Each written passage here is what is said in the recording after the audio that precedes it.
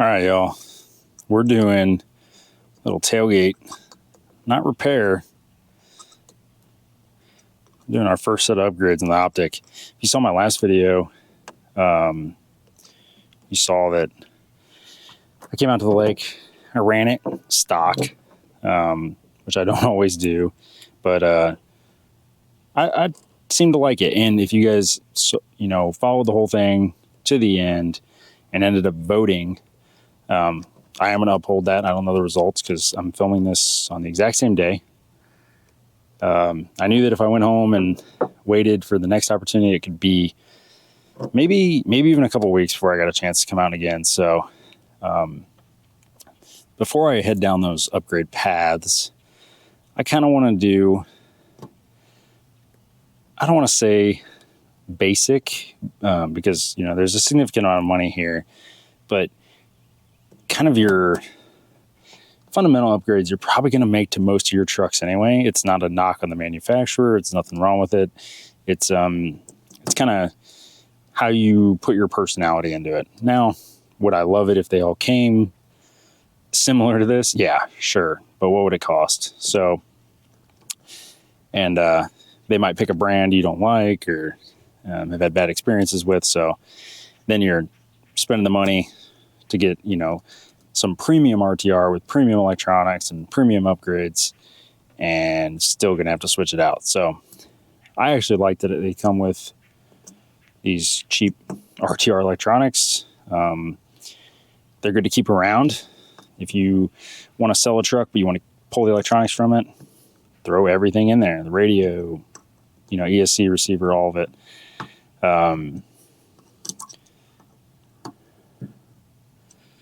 The servos are really good shift servos usually. They're not quite fast enough for dig, but usually good enough for shift. But what you'll see is I got myself a set of the 2.2 KMC Riots, and we are mounting them up. They've got some West Desert Wheeler BFG crawler cut and shuts. These are the G8. And we got squid inserts inside of those, specifically made for the cut and shuts that he does. So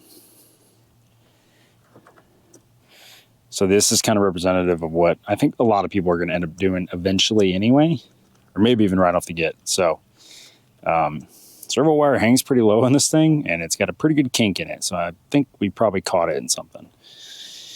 So if you got an Optic, maybe throw a zip tie on that. You don't want to rip that. That'd be a day ender if you don't have a backup servo. Unless you're trying to drag race, maybe. Just going straight line. But yeah, we're gonna get these wheels and tires on. And I also have a Fusion Pro and a Reefs 555 I had my parts bin. Slow servo, but at least double the power. Just a plug and play, powered off the BEC. So not direct power, nothing like that. Very easy. Last wheel. Oh, well, I did all this and forgot to put my wheel caps on. I am not going to redo that because it's almost 100 degrees out here. And I still got to tear in and replace electronics. But we will put those on at home, and I'll show you guys. I'll take a better picture at home. I get those wheel caps back on.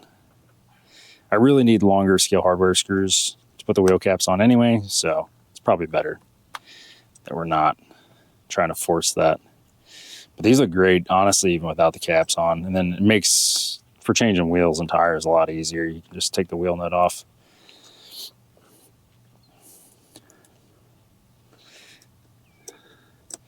Comment down below where you're from and kind of what's your peak RC driving season. I tend to do more wrenching in the summer because, boy, is it hot. As I've gotten older, I've gotten a lot softer with the heat. So when it's 100, I don't want to be outside. Just Just checking our wheel nuts now that we got a little bit of leverage. That's the downside too, is in order to put these on with the covers on, the center caps, you have to lock your wheel nuts down with just the hub on there. You don't have a lot of leverage, so makes it a little tricky, but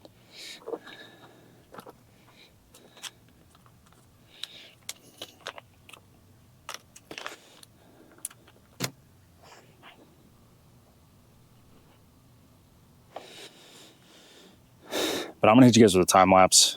I'm gonna go ahead, tear the cage off, and we are going to see if we can get this electronics swapped right here in this parking lot before I melt. So, little pro tip: if you ever if you have one of these little S-beaners on your keys, just put your body clips on there. I actually used it to pull those out because they're kind of hard to get to, and that way you don't lose them. And if you lose them, that means you lost your keys. So bigger concerns than a body clip at that point. There's the other one with no straps on it. But all right, I'm gonna hit you guys with a time lapse. We're gonna see if we get this electronic swapped as fast as possible, and go give it a rip on some new wheels, tires, foams, and new electronics.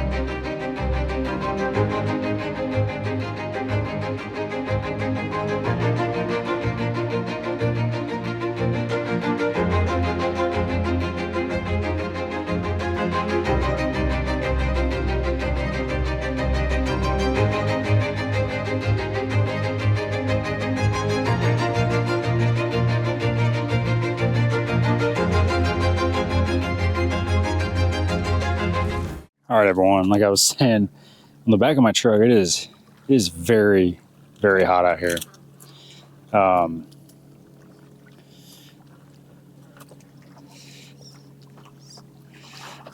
But we got our upgrades in.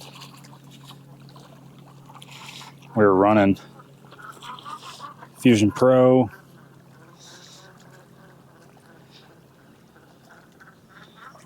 that Reef's 555.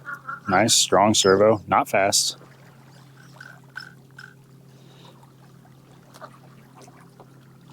We're kind of running a new little spot here at the lake. Get really good compliance out of these cut and shuts on those squid inserts. Basically, I actually forgot my programming card, so I had to reverse the Fusion Pro and the throttle channel in my radio. But not going to be a ton of running footage today. It's just, it's miserable and I got to get home. But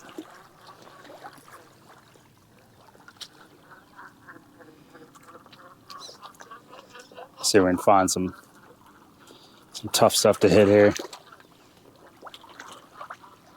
Doesn't look like there's a whole lot that way, so I'm going to turn around.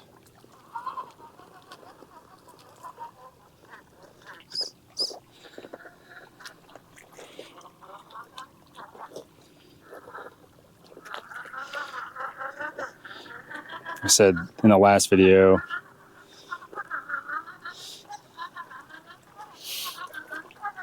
these are G8 compound, BFG crawler, West Desert Wheeler cut and shuts. And if you guys follow him on Instagram, he'll kind of tip off when he's going to be dropping some. They're pretty limited. You know, there's a premium on them because it's a tedious thing, and tires aren't cheap either. Basically, you got to sacrifice a tire every time you make one. So this thing looks awesome. I always thought the cut and shuts looked a little big when I was looking at it on Facebook, but in person they look really good. they're more suited for this than they are for the Capra. They were on my Capra. We may have to do a little head-to-head once this thing gets some proper upgrades. My Capra is built to the nines, I would say, so I'm gonna square up to go down this. Just don't want to flip down into that water there.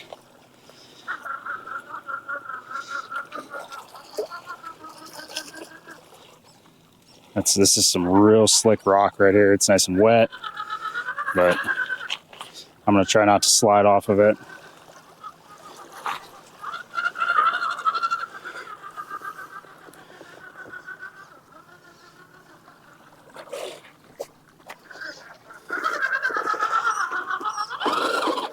Let's see, I went down to an 11-tooth pinion. I should mention that. Probably could do a 10. Still good pop though out of the Fusion Pro. I wanted to go down because we were increasing our tire size. But I think this represents like what a lot of people are going to do. Servo, motor, ESC, whether a combo or dedicated units, wheels, tires, and inserts, whether they're foams or 3D printed.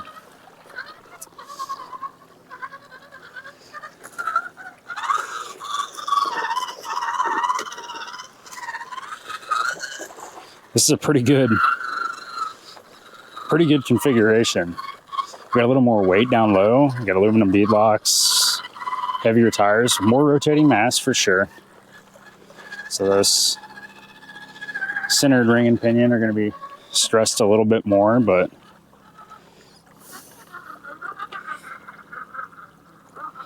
you can see we can crawl pretty slow here. Just kind of walk up it. It's hard to beat. Hard to beat a Fusion Pro. I'll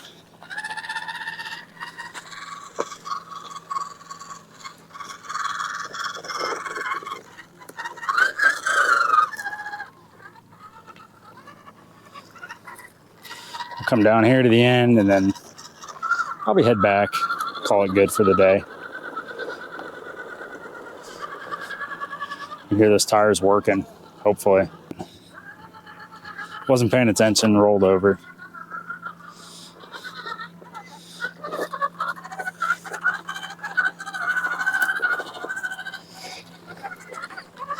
The only downside I'll say about going to the 2.2s is there just aren't as many weight options.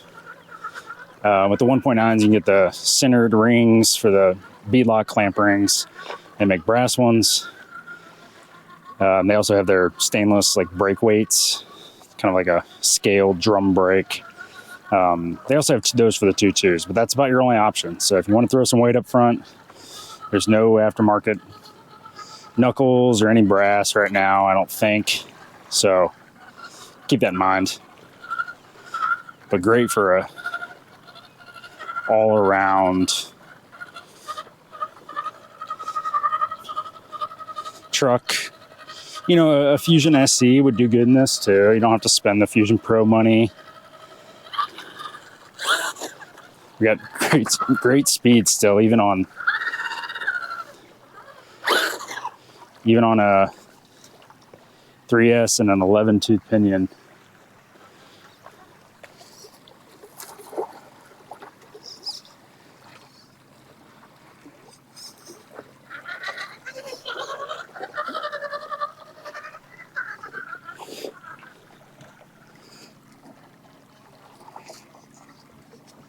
This is really nice.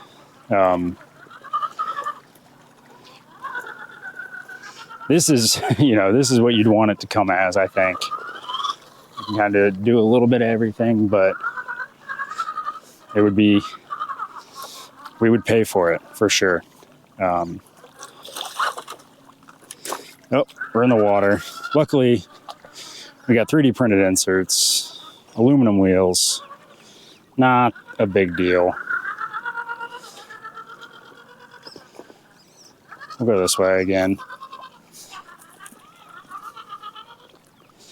I almost just slid off the rocks into the water.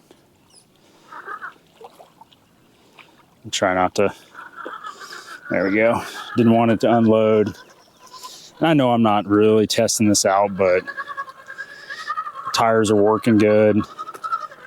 These crawlers are just a great all-around tire. You can trail them, you can rock crawl them.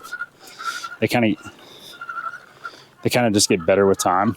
So hard to go wrong. I'm in the shadows and the shade a little bit, but that's going to do it. Just want to give you guys a little bit of running footage. Kind of a common but really good upgrade path to take this down. I said these exact parts, not necessarily what I would choose. Had them in the parts bin. Decided to bring them out here with me and do a little tailgate wrenching. But the truck was really easy to work on.